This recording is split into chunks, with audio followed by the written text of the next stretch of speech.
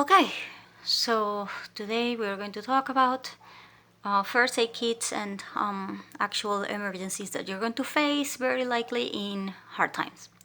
So before I continue, I wanted to remind you that down below is my email in case that you want to send an Amazon gift card to support the channel or to help me. If you do that, I remind you that I will not get any kind of information from you unless, you send something like a message or something.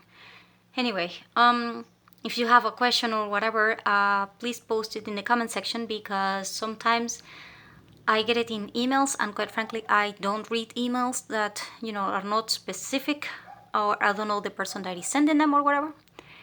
And actually, I don't check my email that often.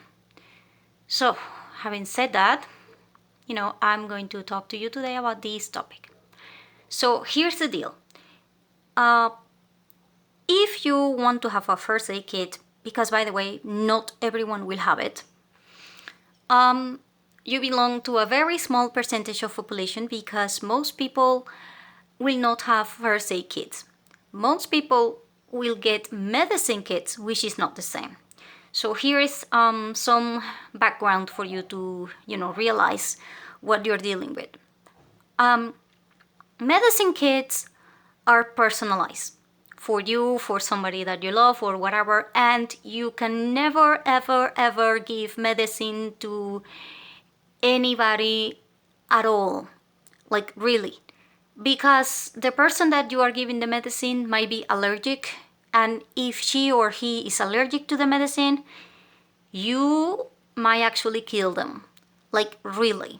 So medicine kits not the same as first aid kit. First aid kits are designed for you to treat people that are fainting, which by the way you will see, people that are, having a cut or a bruise or a problem like a fracture or something like that.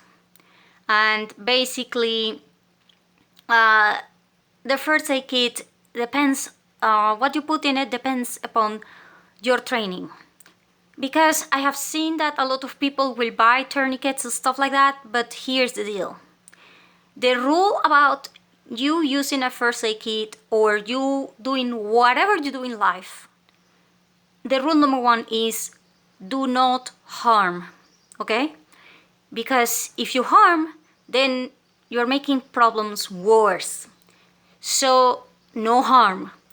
And most people that buy tourniquets don't have a clue about how to use them or when to use them. You cannot use a tourniquet for a lot of things. And yes, it is good to have it and in case that you actually need it and whatever, but if you use it and you ended up, using it when you didn't need it, oh hell, you're creating a problem. So, hell no. Do not use, tools that you have no idea when or how to use. So, having said that, now I'm going to tell you that you probably want to get 5 types of different kind of first aid kits. And you are going to be like, what? And I'm like, okay, so here's the deal. So, you have a house. And in your house, your first aid kit is not going to be the same as the one that you're probably going to have in your car. And the one that you have in your car, which is, type number 2, is not the same that you want to have in your bucket bag. And then the one that you have in your bucket bag is not the same that you want to have for family reunions, meetings, or whatever, which is mostly for kids and other things that you're going to encounter. And that one is like a medium, small size, which is this one that I have right there, right? It's like a waist bag. And then there is the 5th kind, which is the one that you have for your wallet. That one is actually very small and, you can probably get it, in a dollar store or something. So here's the deal about those differences. So the one that I have right there in the waist bag, I actually, have to cut everything from there and then I have to build it from scratch. The first thing that you're going to encounter, like really, for everybody who is, with you in the street or whatever, in the parks while you're while you're writing, or in waiting online or whatever, is going to definitely be fainting.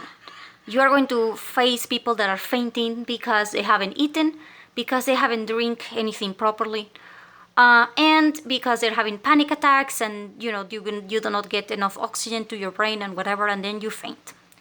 So you want to have something for that, like an ammoniac capsule or something like that. I don't know how to pronounce it, but dealing with fainting. And when you're going to go outside, you're going to deal with bruises and cutting, because those are the three major things that you really want to have these first aid kits, aimed at. And like I said, do not have any kind of medicine in there unless you have it apart, and it must be labeled medicine things, which is not the same as this one, okay? So second thing is that you want to have these things in a place that everybody can access them fast, and everybody must know where they are